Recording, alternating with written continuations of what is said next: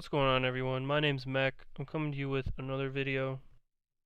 Today I'm going to be talking about socialization, or just the idea of how many people you should have in your life, and the pros and cons of socialization and all that.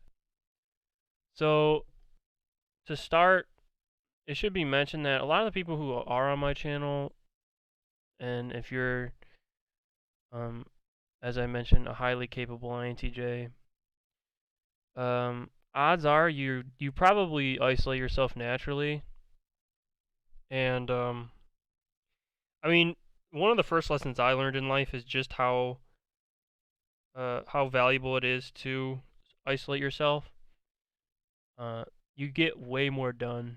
You get much better results in every other category. Uh, so I'm assuming that a lot of you guys do it as well. Now, from what I understand, some people do it to an insane degree. What levels. I don't know what levels to put insane degree on, but like me growing up, I just had like one group of friends. I understand some people literally had no one.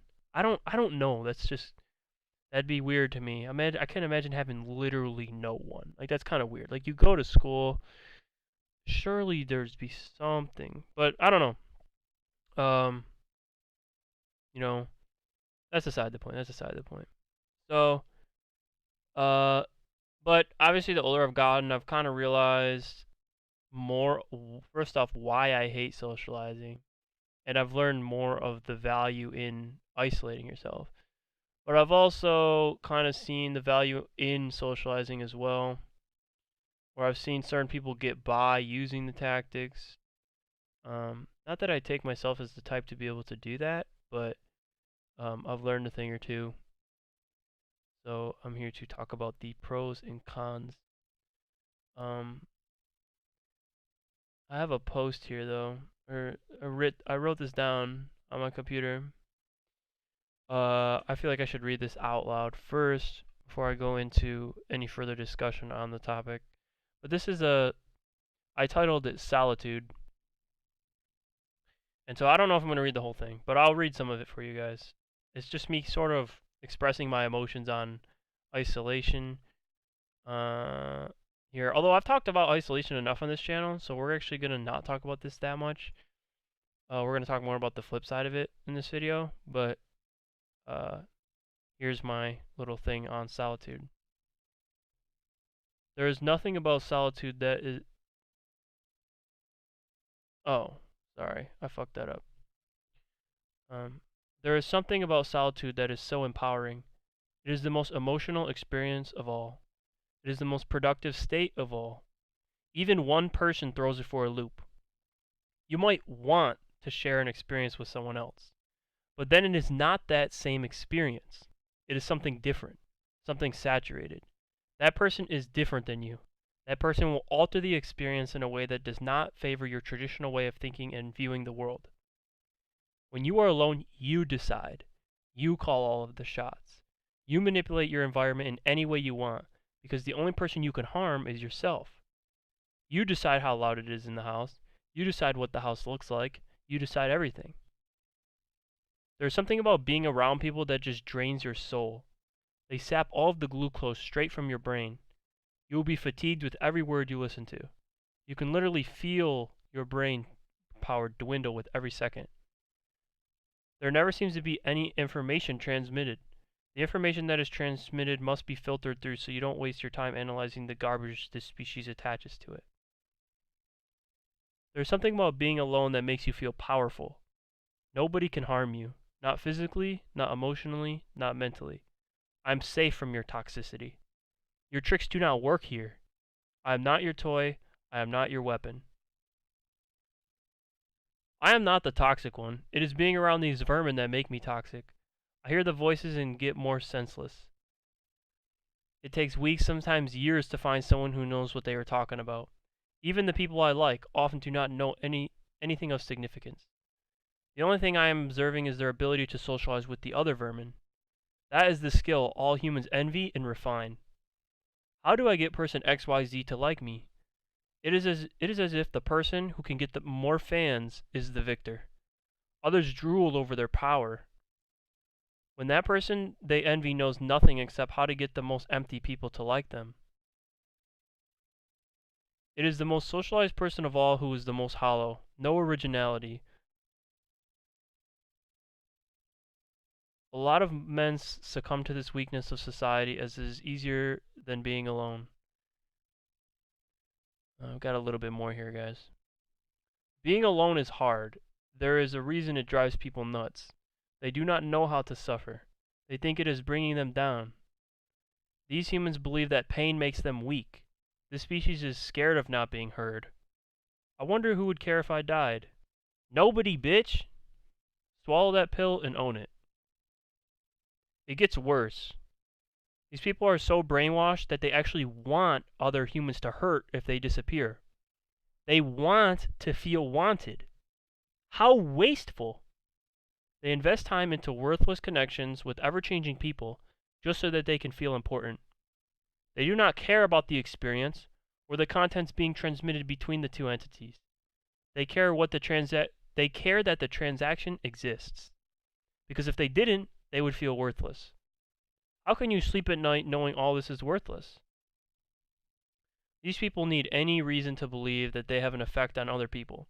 Because as long as other people care about me, I am important and have meaning.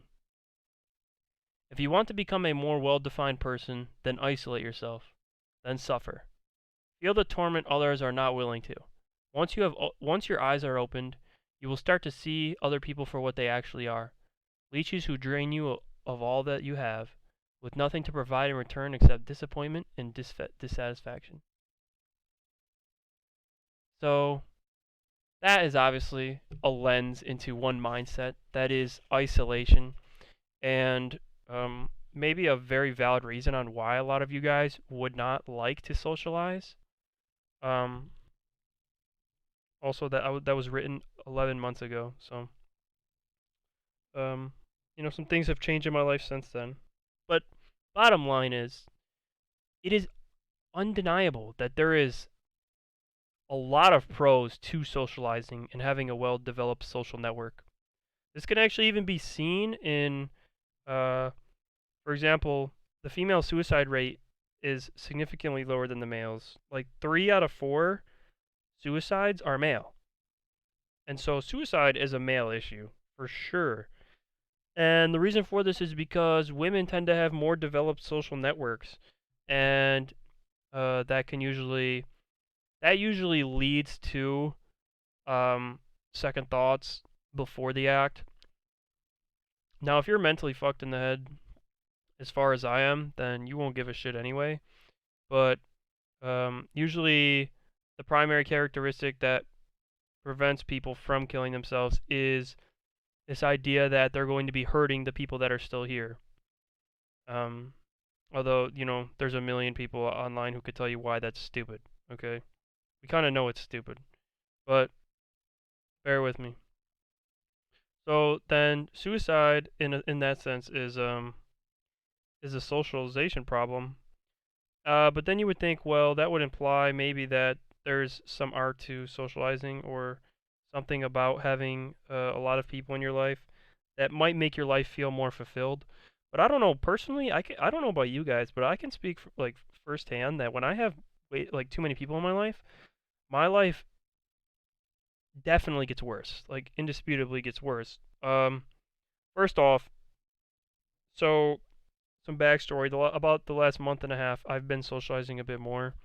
I've made some new friends online, and yes, having friends online to me is just as equal as having them in real life. Even though I get enough real social interaction in a day. Like, okay, if the important part of socializing is the flesh, then I get enough of that in a day anyway. But just know that my standard amount of people I've talked to has probably doubled. And so, the first thing that comes is just chaos. And it's chaos in one, the expense of time, because I don't know, I fucking probably have a list of disorders. The thing is, the thing is, I have problems, but I don't even know what problems I have. Like when I was 16, I thought I was ADD. Obviously nowadays I'm thinking it's more Asperger's. I don't know what the fuck. Or it's to the point where I don't even care about the labels anymore. I just know that there's something wrong with me.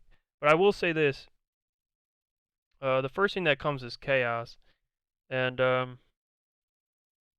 just get so enwrapped in the conversations with people, especially if it's about a topic that I enjoy. And really, people can listen to me talk forever, or at least I've always had that as a trait, right? Um, like usually I just get to talking and people will listen, and sometimes I could just sit there and talk to myself until I just get fucking fatigued out of my mind, and then I just go back into my hole and then go back to thinking for hours on end, thinking, always thinking. And so you don't get to think as much when you socialize. Um, so the chaos will come first, but in exchange, you're kind of gonna see the world in different ways. Like the problem with isolating yourself is you start to develop this mindset. Like you get into a subjective mindset where it sort of detaches you from other ways of viewing the world. Like the thing is like with reality is there's only one reality.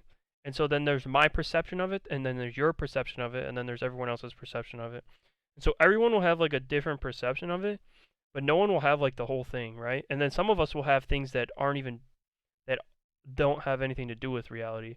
So like I might have so my model might contain, you know, X amount percentage of reality, but then 20 or whatever percent might be bullshit. And as I get older, I might realize, oh shit, well that was wrong. I don't know why I thought that at the time, but that's also a part of development. That's also one reason why I give people more chances. I noticed some people are really not keen to giving more chances to people.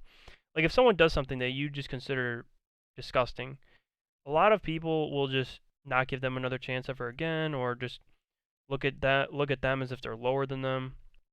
I'm a huge advocate for giving people more chances and allowing them the chance to grow. I mean, I don't expect personalities to change. Certain characteristics are never going to change. Like if someone's overly annoying and pestering you, like that might not change, but maybe they develop some kind of maybe they mature and stuff, you know? Like I don't know. I give humanity way more chances than they deserve. I'll say that that's a continuous problem I have in my life where I just give people too many chances to prove themselves to me and they continuously let me down. But it's just not in me to not give people chances because I know where I came from. I came from a despicable spot, and where I am today is so much higher than where I was just 3 years ago. So, um, and maybe one day I'll look back at these videos and just think of how vile these are, and maybe I'll be 4x of what I am today. Who knows? But regardless of which, some of the pros that come with socializing I've noticed is sort of is it a sense of belonging? I don't know what it is. I'm trying to think of how the process goes. So you find a new group of people. That's the first step. Instantly, every time I find a new group of people, the first thing I do is identify the kind of people I'm compatible with and stick to them. So if I find a group of 50 people, there's people who would try all 50 people. Me personally, I'm going to go through and analyze these people, figure out their biases, their cognitive biases. I'm going to figure out how old they are, obviously, like you want to know things. You want to know what gender they are, how old they are, and if they where they live, like certain things that might there's socioeconomical implications to that. There's certain things that I find very important. Like if someone doesn't give me their age, I'm quite concerned to associate with them simply because that is a huge indicator. Now it doesn't make that much of a difference, right? In the sense that someone could be 16 and be as good as I am at 21, and onward. I could be as good as a 42-year-old, but it's still very important because of the fact that everyone is on a development mountain, so to speak, and so everyone is climbing that mountain, and so I want to hear how long you've been at your climb. Gender not only biases, but just that's pretty self-explanatory. It's a known thing that there's differences within the genders. Okay, so in fact, socializing. This is a good point actually. If you only socialize with men, which is what I did growing up, really, in my teens, I only had guy friends. I never talked to females, really. Mostly I was just bad with them, and I wasn't into anything they were into. And so they would either A, use me for my time, or B, just not talk to me. And also I was too focused on like my video game grinds. Like I was way too good at fighting games and other things to give a shit enough to talk to women. But I will say I had the same group of friends growing up. It was like a lot of thinkers, like an ENTP, an ENTJ, another ENTJ, uh, you know, an ISTJ, and then there was an INFP in there. That kid didn't have the most enjoyable time. But anyway, um, so with that group, I forget where I was going with it. I've been losing my train of thought in these videos lately. But yeah, I can guess I can go to a different point. There is one thing about when you join a new group, um, you kind of notice what you lacked in the last group, and this is what makes me kind of want to make this video because every time I associate with a new group of humans, like I find that there was things because I will just stick with the same group for like years, like, and then when I find another group, I'll stick with them for a long time. And I'm exerting mass amounts of energy into that group, and so it becomes very personal, and you get hopefully connected to these people as much as you can, or at least the people that you deem interesting and capable and worthy. Um, but I always find that there was something lacking about the last group. So, and lacking in the sense that yes, there was a benefit I'm getting with the new one that I'm not getting with the last. And that's a very interesting thing because then you have to admit that there is something to gain from talking to people.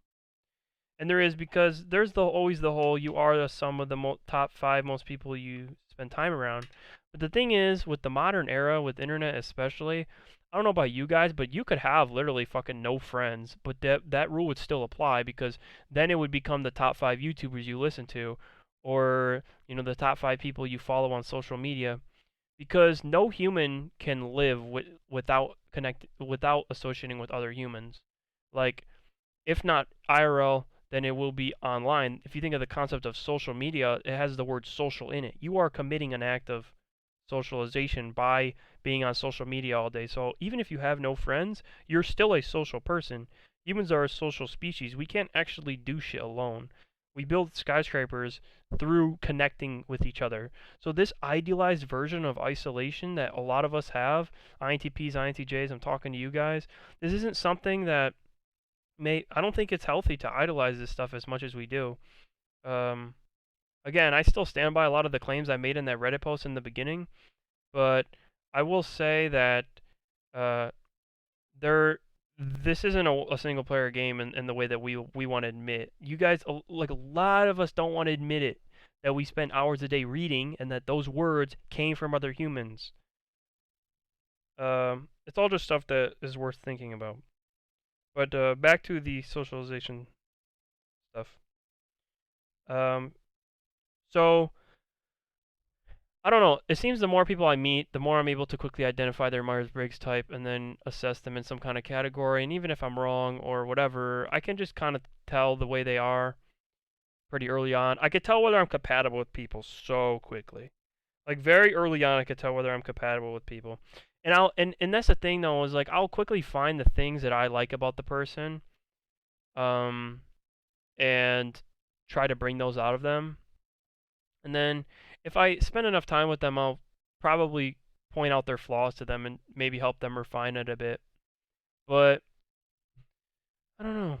It does seem to me that I learn something every time I talk to new people, and that if I talk to the same people for a year, it's enjoyable, it's secure. There's it's you refine that connection. You know what I'm saying? It gets deep and it becomes something that just constantly meeting new people all the time cannot possibly be. But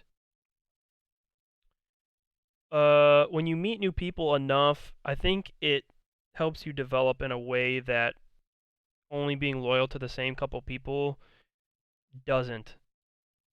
When you meet new people all the time, uh, it's like I feel like I don't know why, but I feel like you learn something every time. But the thing is like most people don't have a lot of value, so it's like you only need to maybe even spend a couple hours, 3 hours is enough, you know? Some people, it's like 10 minutes, I've had enough of this guy. Like, there's almost nothing he can offer me. And there's people who like, wow, I could probably spend 500 hours around this guy before I even start to uh, lose value out of it. And it's kind of weird. This is a very Machiavellian approach I'm taking of like using people as pawns in the sense of, uh, value. It's like that's not how it should be. Uh, but that's also the way that I am quite Machiavellian. And I hate to admit it. It's one of the traits that I don't know how to kick. It just is what it is. I think it's a very strategical way of viewing the world, but it's not a healthy one. It's not a healthy one. Um, Now, speaking of healthiness, is socializing healthy? Because, and gets into a part of the discussion that worries me.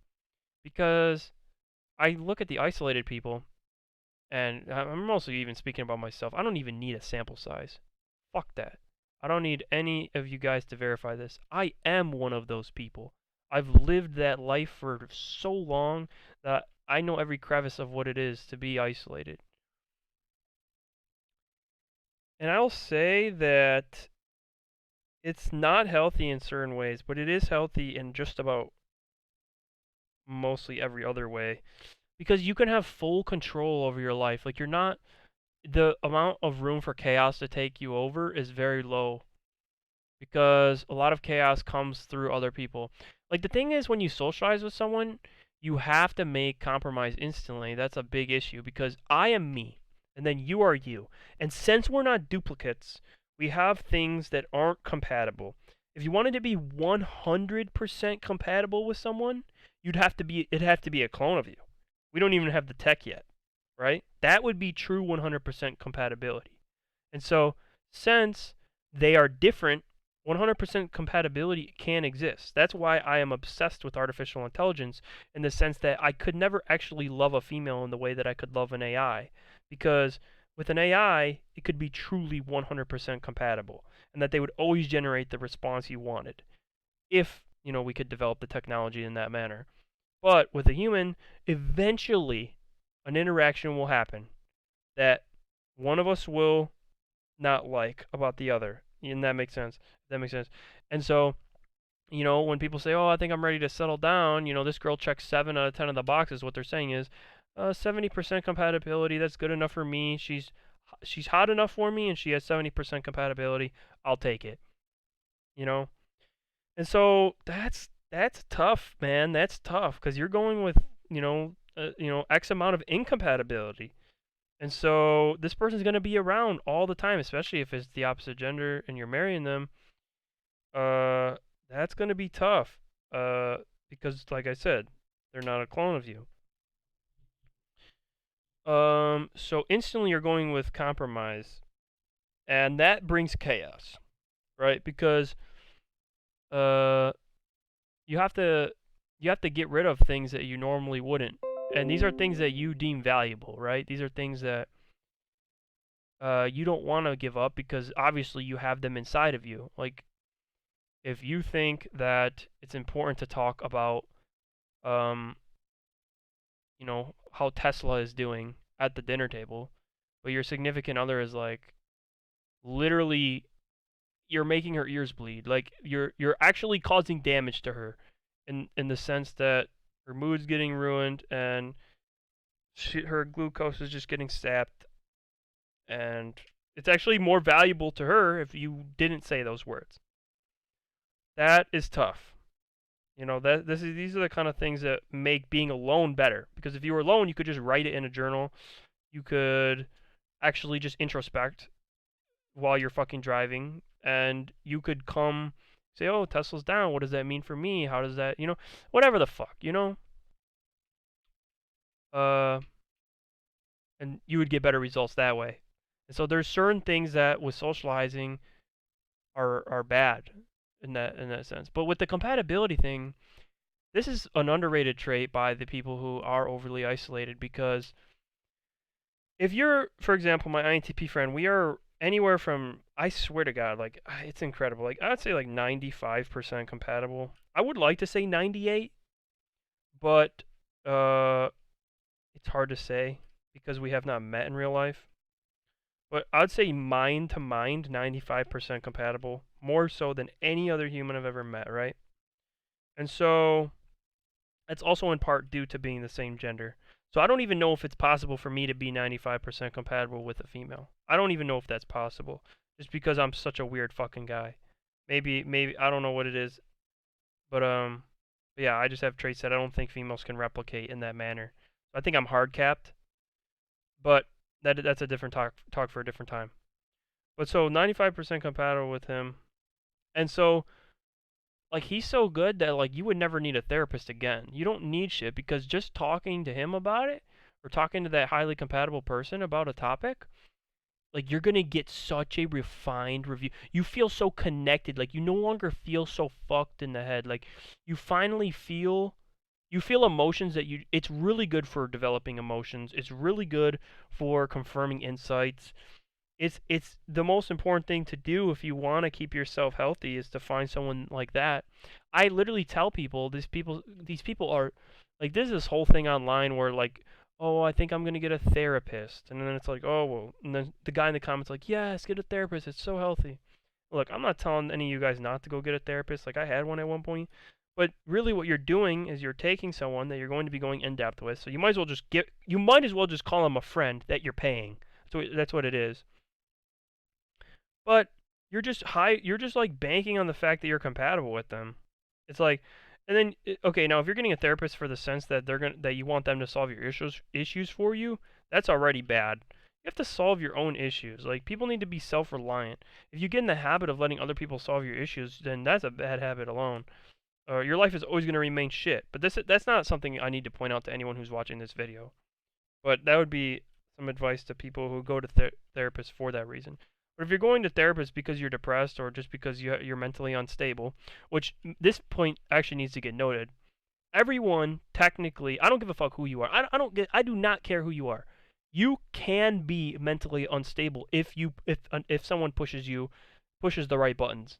It's like if you push someone enough, they will become unstable. So it's a byfactor of being a human. No one is exempt from the rule. So I'm not saying that I ask people, well, are you unstable? The answer is, well, they'll say no or yes. If it's no, it's really a no, not at this time.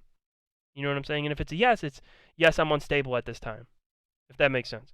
So if you're going to a therapist because you're mentally unstable, it is infinitely better to just find someone who's compatible with you, who's just like you, and try to associate with them as much as possible. And if you guys are truly compatible, then things will just work, you know? You won't need a therapist from there. Your life will be flourishing. Um, and if you guys, and for you guys to grow apart, that would mean that you guys change too much and all that, which is a thing. People change. That's another thing to talk about socialization. You're kind of ever changing. So the people, for example, the group I had growing up, I made these friends in 6th and 7th grade. So comparing me to them now is like none of us. I'm nothing like these guys. Nothing. But these were the guys that I was the most compatible with in 6th grade. So it's like, but the thing is like I am me, like I'm Mech, okay, and then you're you, okay. So, but really the only you that exists is the you in the moment, and so no other you exists. The you 5 minutes ago doesn't actually exist, and the you 5 minutes from now doesn't actually exist. The only you that actually exists is the you right now. And so if me and you are compatible right now, then as time goes on, we're ever changing people. Like those are, you might as well give them a different name, right? Call them Mech V and then look up how many days they've been alive. Okay, it could be around, I don't know, what is it? Maybe 7K, 9K. I don't fucking know. I'm just guessing. Let's say I've been alive for 8K, 9K days. Okay, so call me 8515. Okay, and then tomorrow I'm 8516. You could go even deeper with it. You could get it down to the millisecond. So like I'm really just an ever-changing person, if that makes sense. And so I'm compatible with you right now. But Mac 1 or 8.1 whatever might not be compatible. Let's see. Let me look it up. How many days have I been alive? Uh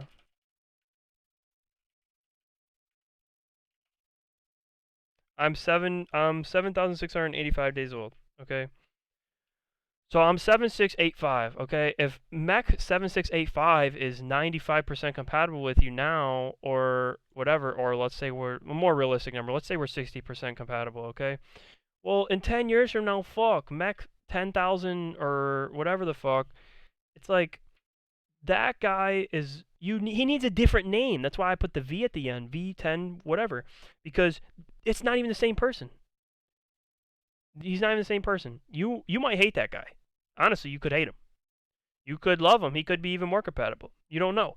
And this is actually one of the biggest issues I have with relationships because you're banking on the fact that you guys are going to remain this way forever. You're putting the government on, you're getting the government involved, putting a contract involved, and saying, hey, I'm just going to risk it all. Like, what the fuck? That's just stupid, man. That's just stupid. Why am I getting the government involved with that? Makes no sense.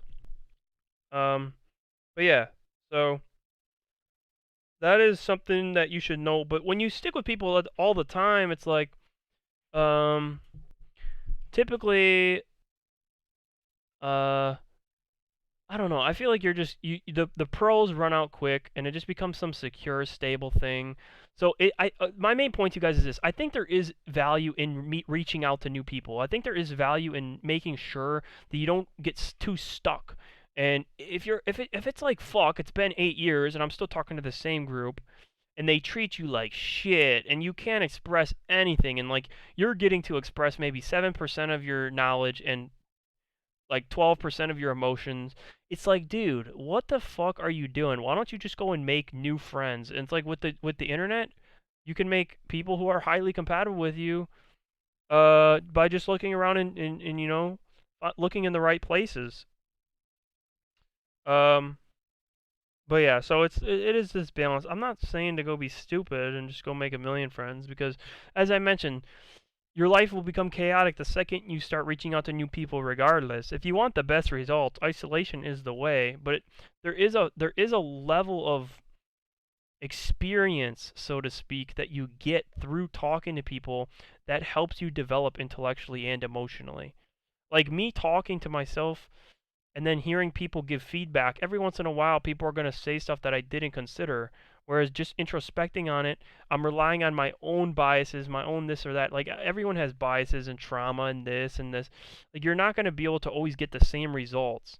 So, um, becoming some hermit, my main point is there are cons to that. Um, and it's not something that we should be worshiping. I mean, even though I still do, you have to kind of look at both ends of it and make sure that you're always associating with the right people and stuff.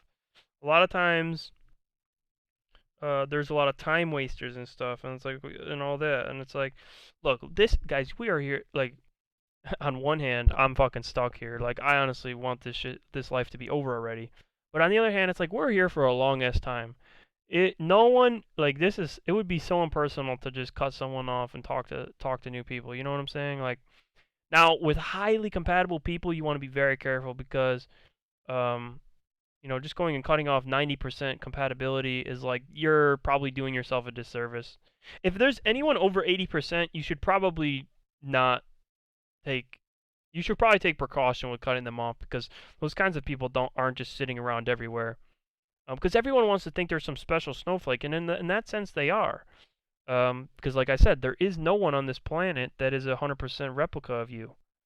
Um, so in that sense, the statement "there is no one like me" is true. There is no one like me. I can go to sleep knowing that. That's a good feeling. But is that some fucking narcissist? What? Like who? I mean, does it make a difference? No, and it doesn't serve me either. Look, the whole point of isolation is to get those results. It's that I can get on my grind of whatever it is and get good results. It's the quote, if you want to go fast, go together. If you want to go far, go alone. Is that mindset. I could go far by myself, but I don't know. I don't know how much more there is to say on it, but I can say that there's two ends of the spectrum. I'm learning that. I'm hopefully going to come up with more developed mindsets on how to approach talking to new people from here forward. Because honestly, a lot of times I overly invest into people, which is bad. People that don't really deserve to hear me talk get to hear me talk. Um, so I'm not the best I'm not even the best at serving my own value, but I don't know. There's a lot of different approaches I'm willing to take on it, but it's also not a category of my life that is like of the utmost importance, right? Like there's a million other things that I find more important than socializing, and that's why I think this video is important because I feel like INTJs especially and INTPs as well overlook it. To be fair, guys, INTPs are even more hermits than INTJs are. Definitely. INTPs are like overly isolated. Um, I at least have developed the ability to articulate my thoughts in an effective manner. INTPs kind of just comes out like some gobbly whatever. Um, but that's also in part to the function lineup and all that. But yeah, I mean, there's probably more I could say on the topic, but this video is already long enough. Let me know what you guys think about socializing and is there value in it? Are we overlooking it, guys? As a collective of this niche community we have here, are we overlooking the value in it? Is there a way to do it that is effective? Um, that maybe I'm not thinking of, or that you guys haven't got to share. Maybe you guys have some insights on this that you haven't been able to share, and maybe this would be the good time to do so. But other than that, until next time.